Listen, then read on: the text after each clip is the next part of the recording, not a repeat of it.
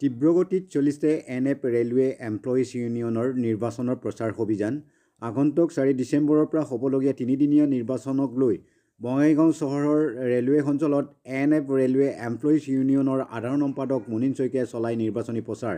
নিৰ্বাচনী প্ৰচাৰৰ অন্তিম দিনটোত নিউ বঙাইগাঁও ৰেলৱে কৰ্মচাৰীৰ অকলৰ সন্মুখত প্ৰচাৰ চলাই মুনীন শইকীয়াই আগন্তুক ৰেলৱে ইউনিয়নৰ নিৰ্বাচনৰ ৰেলৱে কৰ্মচাৰীসকলক NF ৰেলৱে এমপ্লয়িজ ইউনিয়নৰ সমৰ্থনত ভোট দিবলৈ অনুৰোধ জনায় NF ৰেলৱে এমপ্লয়িজ ইউনিয়নৰ সাধাৰণ সম্পাদক মুনীন শইকীয়াই। নতুন পেঞ্চন নীতিৰ বিৰোধিতা কৰি চৰকাৰক সমালোচনা কৰে মুনীন শইকীয়াই। পুৰণি পেঞ্চন নীতি বাহাল কৰা দাবীত 20 বৰ্ষৰ ধৰি আন্দোলন চলি আছে আৰু চৰকাৰে যদি পুৰণি পেঞ্চন নীতিৰ বাহাল নকৰে তেতিয়া আৰু 23 বৰ্ষৰ আন্দোলন কাৰ্যসূচী ৰূপায়ণ কৰা বুলি আজো আছে বুলি মন্তব্য কৰে NF ৰেলৱে এমপ্লয়িজ ইউনিয়নৰ সাধাৰণ সম্পাদকগৰাকীয়ে।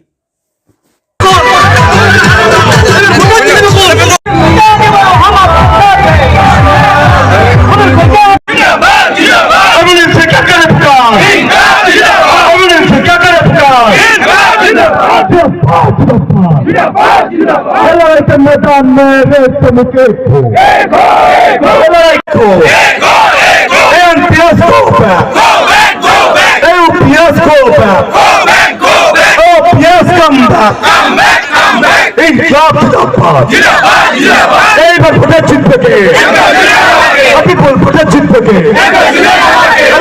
मैदान में रेशम के खो मैदान में रेशम के खो वायु करे पुकार जीवन करे पुकार नेता मुनीन शइकिया करे पुकार प्रेम गोया करे पुकार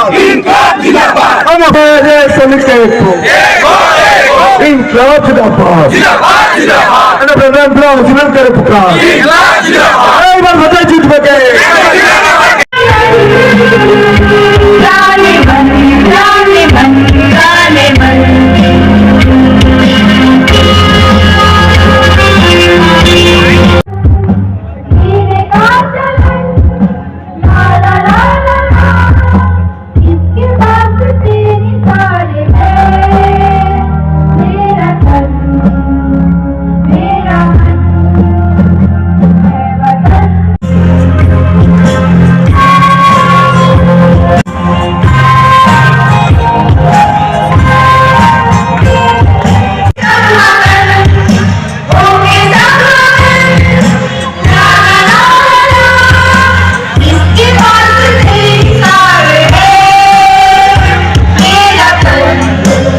আমি যোৱা এমাহ ধৰি নিৰ্বাচনী প্ৰচাৰ চলালোঁ trade union recognition of trade ইউনিয়নৰ কাৰণে যি ইলেকশ্যন হ'ব গৈ আছে। তো এইবাৰ নিৰ্বাচনী প্ৰচাৰৰ মানে আমি দেখিবলৈ পাইছোঁ যে গোটেই সমগ্ৰ NF ৰেলৱেতে মালদাৰ পৰা কেতিয়াৰ পৰা লিডুলৈকে বা আগৰতলালৈকে প্ৰচাৰ কৰি গম পাইছোঁ যে এইবাৰ গোটেই NF ৰেলৰ গোটেই ৰেল কৰ্মচাৰী NF ৰেল এমপ্লয়িজ ইউনিয়নৰ প্ৰতি তেওঁলোকৰ আগ্ৰহ বেছি আৰু NF ৰেল এমপ্লয়িজ ইউনিয়নে যি যোৱা 11 বছৰে কাম কৰিছে সেই কামৰ প্ৰতিদান দিবলৈ সেই কামৰ ৰিপ্লাই দিবলৈ 4-5-6 তাৰিখে ৰেডি আছে। আৰু এইকাৰণেই NF ৰেল এমপ্লয়িজ ইউনিয়নত গোটেই অন্য সংগঠনৰ পৰা মানুহবিলাক আহি জইন কৰিছে আৰু আমি নিশ্চিত যে আমি 70% ওপৰত ভোট পাম আৰু একমাত্ৰ সংগঠন হিচাপে NF ৰেলত আমি থাকিম।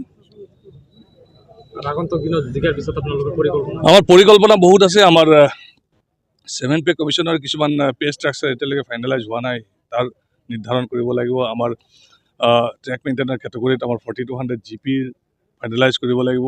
LDC অপেন ফৰ অল আছে, আমাৰ ফাইনেলাইজ কৰিব লাগিব। সবচে ডাঙৰ কথা যে আজি পেঞ্চন লৈ যি এটা কনফিউজন সৃষ্টি হৈছে গোটেই ভাৰতবৰ্ষত। যোৱা 20 বছৰে আমি NPS লৈ পিনে যুদ্ধ কৰিছিলোঁ আৰু যোৱা 24 আগষ্ট 2024 চৰকাৰে নতুন এটা পেঞ্চন নীতি যাৰ নাম ইউনিফাইড পেঞ্চন স্কিম আনি দিলে।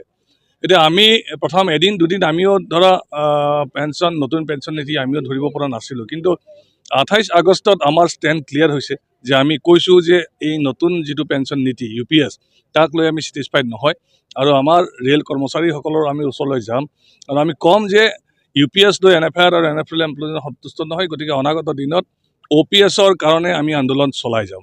আৰু এই বাৰ্তা দিয়াৰ কাৰণে আমি প্ৰায় 1400 কিলোমিটাৰ বাইক ৰেলী কৰিছিলোঁ আৰু গোটেই জনগণৰ আমি সঁহাৰি পাইছিলোঁ।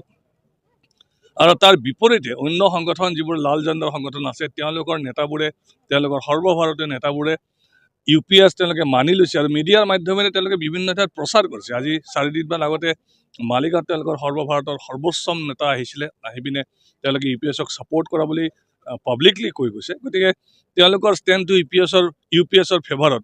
গতিকে আজি একদম ক্ৰিষ্টেল ক্লিয়াৰ হৈ গৈছে যে কোন UPSৰ ফেভাৰত আৰু কোন OPSৰ ফেভাৰত।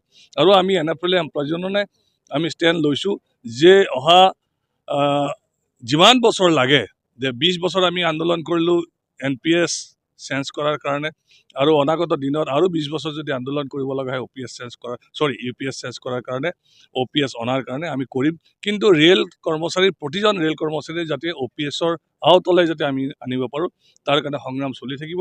যেতিয়ালৈ শেষৰজন ৰেল কৰ্মচাৰী OPS নাপায় তেতিয়ালৈকে আমাৰ আন্দোলন বন্ধ নহয়। এয়া আমাৰ স্থিতি একদম ক্লিয়াৰ।